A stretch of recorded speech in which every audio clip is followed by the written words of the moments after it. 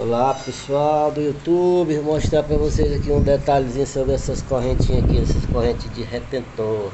Corrente que é toda emborrachadinha do lado aí, ó. Aqui. Ó, tem umas borrachinhas na lateral dela. Corrente de retentor que chama. Aqui com o tempo ela começa a apresentar um estalozinho aqui, ó. Vai andando e a pessoa pensa que é no pinhão, mas não é, é aqui, ó, nessa travinha da corrente aqui, da emenda. Aí tem que substituir ela. Ela vende só a travinha, a emendazinha com as borrachinhas. Aí ó. Aí vem a emenda e as borrachas. A pessoa vai andando e um estalo, incomoda. A pessoa pensa que é no peão, mas não é no peão não. É aqui ó. Nessa trava, nessa emenda aqui. Tec, tec, tec, tec.